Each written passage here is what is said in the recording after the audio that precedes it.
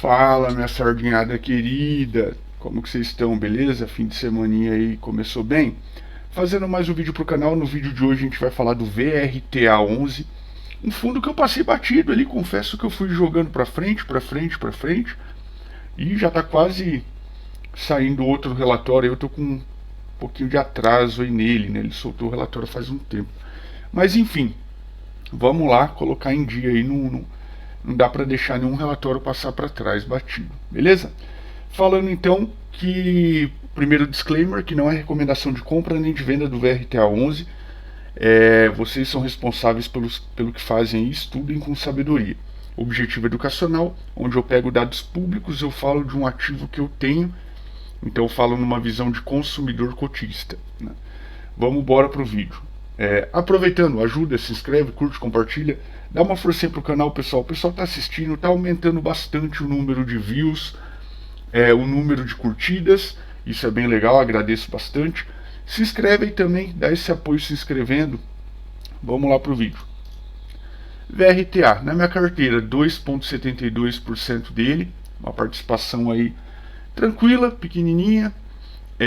E para quem acompanha, no último vídeo tinha 2,73, se eu não me engano, 2,74. Então caiu bem pouquinho, fruto da queda da cota dele. E na carteira por segmento ele está no recebíveis, 54% da minha carteira hoje. Logo, logo, se continuar caindo assim, vai para 53 aqui, né? E alguma coisinha. Indicadores do fundo, né? Tem dois indicadores aí com um pouquinho mais de destaque. O VP por cota, que continua caindo, né? Já faz um tempo, mês a mês ele está caindo. Por mais que a gente sabe basicamente o que é, dói um pouquinho no coração a gente ver nosso patrimônio caindo, né? É bom que o patrimônio fique no mesmo valor e a cotação caia, né? Que daí a gente compra mais barato ali e ok. Mas quando a gente vê o patrimônio ali do fundo também caindo, dói um pouquinho no coração, né? Quem fala ao contrário está mentindo, beleza? Então seguimos acompanhando aí o VP por cota. P sobre VP 0,94, caiu de 0,97 para 0,94, mais desconto aí na cotação do fundo. Dividendo de mensal melhorou um pouquinho, de 1,01 para 1,14. Caixa do fundo, aqui já eu vou fazer uma primeira crítica do período. O fundo estava com caixa porque ele teve oferta ali recente. O caixa estava alto, eu até sinalizei amarelinho, mas a gente já imaginava que ele fosse pagar as compromissadas aí que ele tem em aberto, né? Que é essa parte da alavancagem que ele tinha de 7,46. O fundo não fez isso, ele fez o quê? Ele alocou o dinheiro em novas operações e manteve aqui a alavancagem.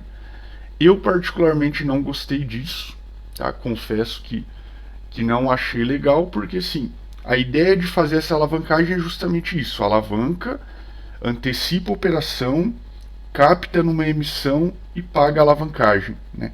A partir do momento que ele não fez isso, ele já saiu um pouquinho desse foco que ele propôs da utilização da alavancagem. Então o caixa aqui regularizou porque baixou, né? Só que em compensação a alavancagem que eu joguei como item em vermelho porque não me agradou, e agora tem que ficar de olho o que ele vai fazer, que movimento que ele vai fazer para quitar essa alavancagem, ou se vai ficar carregando a alavancagem, que para mim não é interessante num fundo desse tipo, né? Vamos acompanhar aí. Base de cotista aumentou bem, de 113 para 119 mil.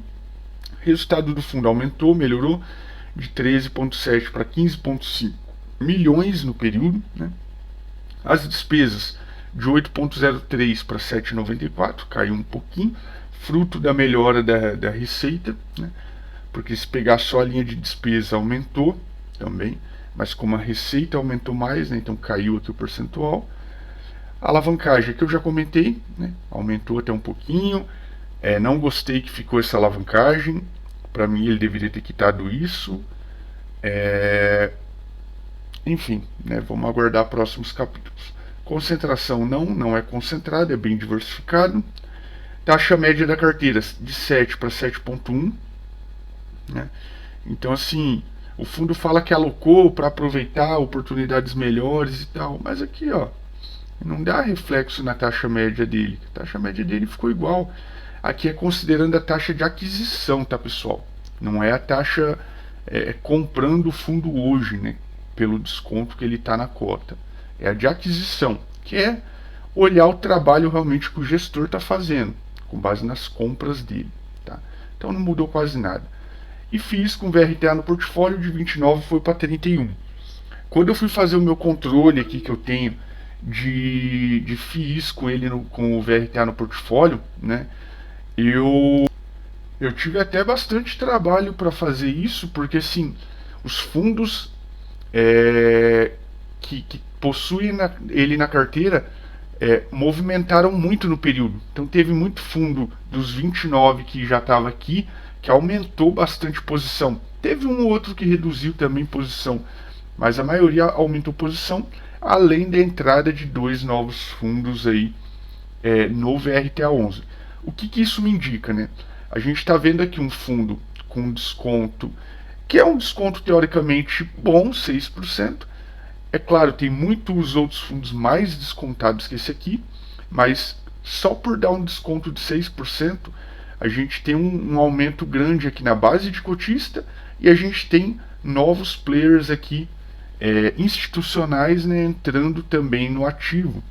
Isso sinaliza que o mercado enxerga essa queda, mesmo que não tão grande quanto outros fundos, como uma oportunidade boa, né?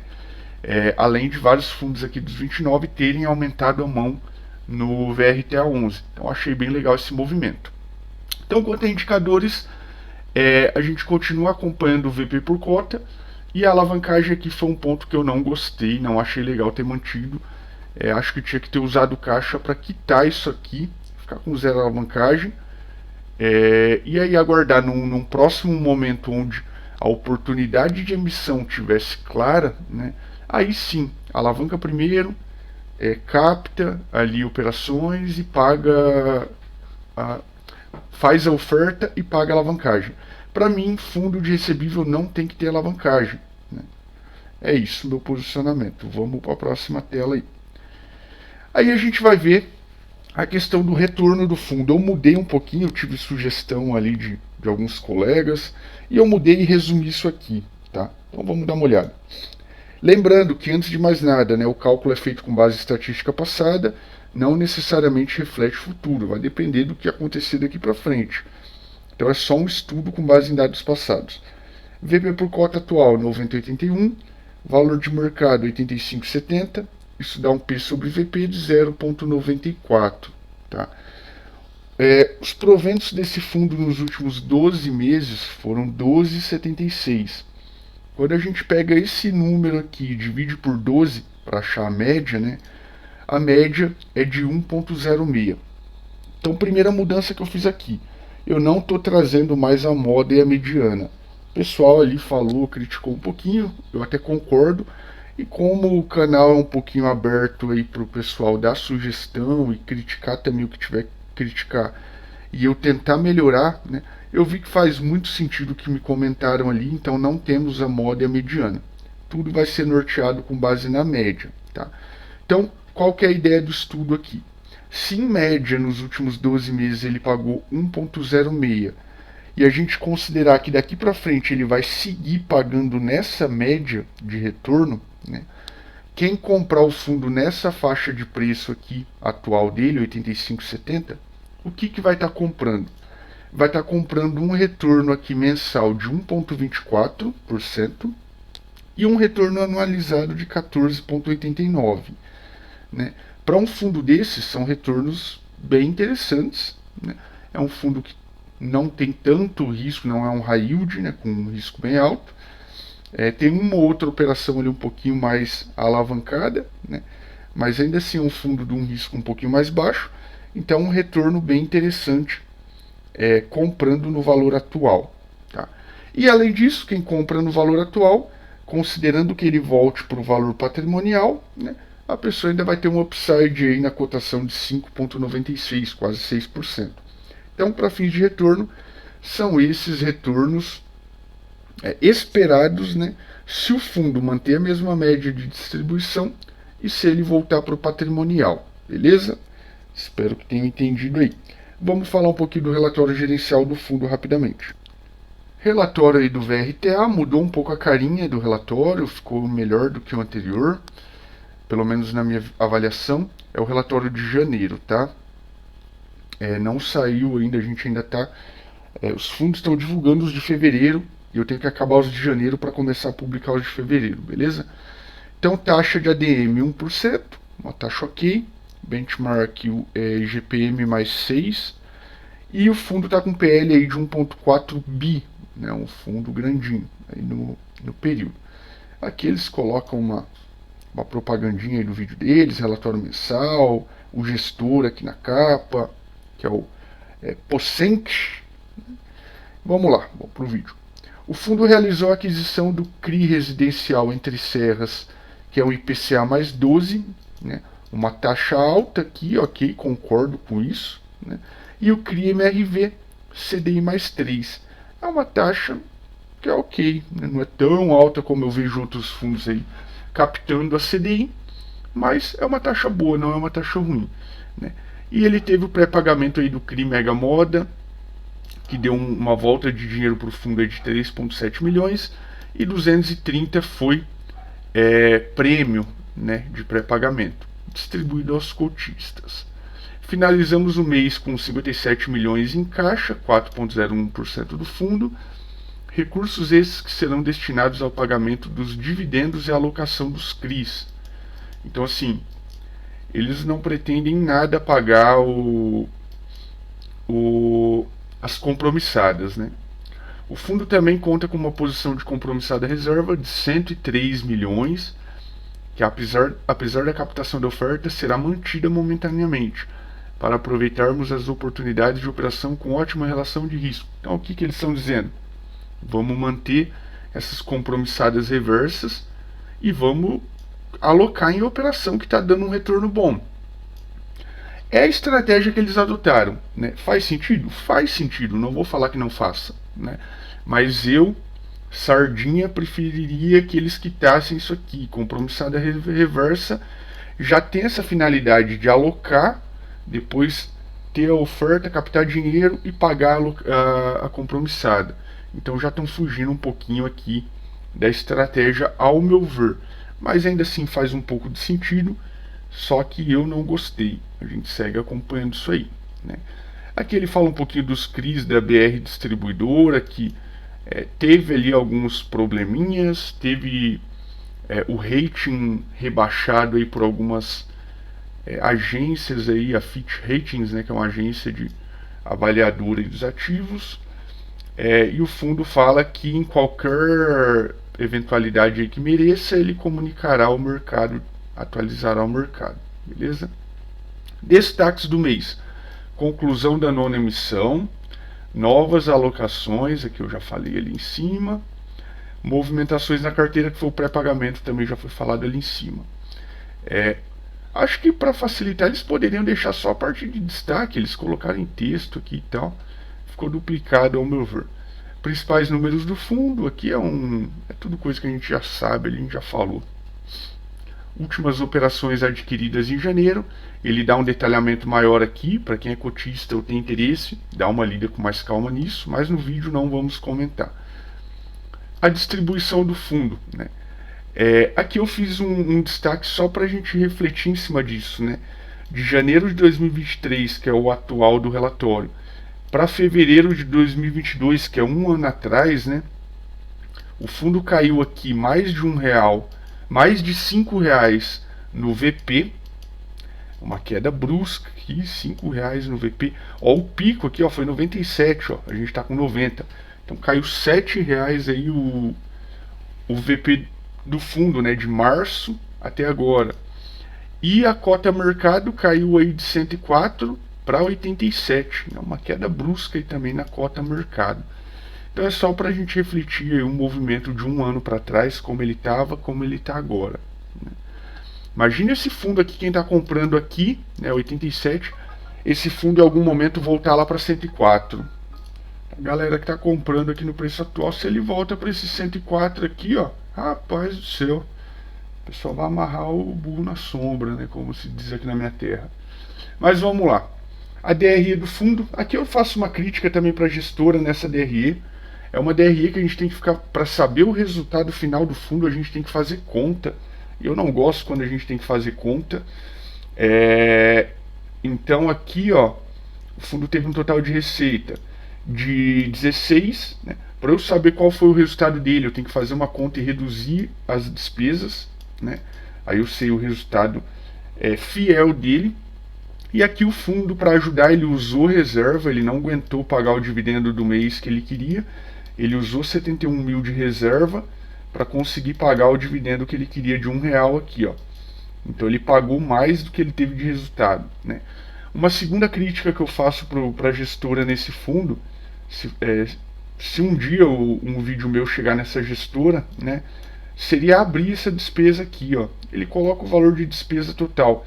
Eu não sei o que é despesa com taxa, o que é despesa com, sei lá, operacional, o que é despesa com compromissada reversa. Como que eu sei que está saudável ele manter aquela compromissada reversa? Eu não sei quanto que está me gerando de despesa aqui dela, né?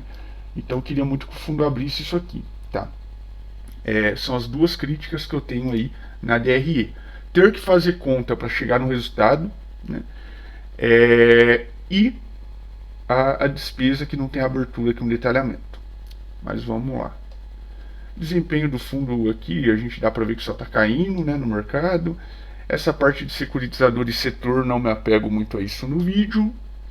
Distribuição dos ativos também no vídeo não. E aqui é um ponto que já começa a interessar, né? Ele tem 93% aqui atrelado a CRI e 10% atrelado a FII, né? Na minha visão, o fundo de recebível não tinha que ter outros fundos, né? Ele tinha que alocar exclusivamente em CRI. Então agora ele está com 10% do PL alocado aqui em outros fundos.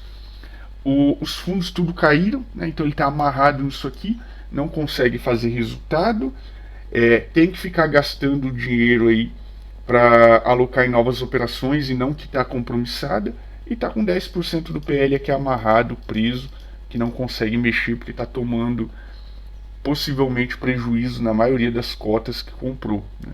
Então aqui é um ponto que eu não gosto muito de fundos que alocam em outros fundos, mas ok, não é um percentual alarmante, é só 10%, então por hora a gente segue monitorando. E ele é 82% IPCA, então, tudo ok aqui quanto à parcela de indexador. Taxa média da carteira, IPCA mais 7,01 sobre a taxa de aquisição, que é o que eu olho, né? Mas para quem gosta de olhar o MTM, que é o valor aí médio atual, né? 8,52. Eu olho de baixo.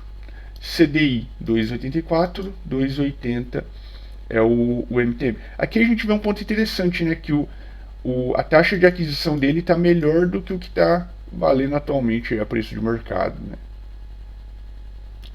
Aqui a tabelinha de sensibilidade que os fundos estão colocando, né? Comprando nesse nível aqui de 87, carteira de CRI IPCA mais 9,92, né? Então tá bem bacana ali para quem está comprando agora. Composição da carteira dele é uma composição bem diluída, né? O percentual maior da carteira é 4,23, não é muita coisa. Então ele é bem diluído, é o primeiro comentário que eu tenho para fazer. Segundo comentário, ele tem algumas operações aqui, IPCA mais 10, da mesma IPCA mais 12, que é a que ele comprou agora, o residencial Entre Serras. Mas da mesma forma ele tem IPCA mais 4, via varejo, inclusive, eu destaquei aqui, IPCA mais 4, direcional, IPCA mais 5, WT Morumbi. Então assim, tem bastante operação bem segura, CDI mais 2,4, que é da Helbor. Operações seguras, obviamente com uma taxa mais baixa, e tem umas pimentinhas ali com uma taxa mais alta, IPCA mais 9, 9, 10, 12, e por aí vai, né? Então ele é bem diversificado aí na questão de taxas, mas boa, quando a gente olha aqui, ó, boa parte das operações são taxas menores, operações mais seguras, né? Ó, a operação com a Azul, uma baita empresa aí, aviação, né? Apesar que muita gente não gosta do setor, IPCA mais 4,5, né? Basicamente é isso. Boa parte da carteira bem tranquila, né? E algumas pimentinhas ali para dar uma esticadinha no rendimento. A composição da carteira dele de FIIs, né? confesso aqui que não me agrada. Tem fundos que eu gosto, ó. MGCR é um fundo que eu gosto muito, eu falei no último vídeo isso, né? Gosto muito. HGCR, um fundo excelente, né? Game 11, um fundo que eu não gosto. Game 11 é até curioso. Eu ganhei aquela uma cota da gestão, que a gestão deu uma cota para todo mundo que tinha MXRF e não lembro quais outros fundos. Né? Eu ganhei uma cota desse fundo aqui, participei lá. Comecei a acompanhar os relatórios. No primeiro mês que eu fui olhar o relatório, eu achei uma série de erros assim básicos. Erro de escrita, erro ali na DRE. E eu mandei um e-mail para o RI desse fundo. Né? E o retorno que eu tive, meio que assim, falaram até educadamente ali que iam avaliar e tal, e continuou erro grotesco de escrita no relatório, que eu já tinha pontuado, não fizeram o mínimo para pelo menos corrigir erro de escrita no relatório, né? que é algo assim que não pega bem. E aí realmente eu peguei, na primeira oportunidade eu vendi essa uma cota aí que eu ganhei, né? E vazei fora e não fiz nem questão. É um fundo que no primeiro momento, quando eu olhei o primeiro relatório dele, né, eu falei, pô, tem um potencialzinho, né? Vamos acompanhar e dar uma confiança ali para a gestora. Mas aí mandei esse primeiro e-mail, não tive uma boa visão ali quanto ao RI e a visão deles com os cotistas, né? E aí eu saí fora mesmo, né? Mas eu até gostei das operações que eles têm lá na carteira. E aí é isso, pessoal. Aqui o fundo vai falar um pouquinho dos ativos. Como vocês bem sabem, eu não falo em vídeo, mas para quem é cotista e tem interesse no fundo, dá uma olhada com mais calma em todas as operações aqui, tá? Forte abraço a todos, bons investimentos aí, tamo junto.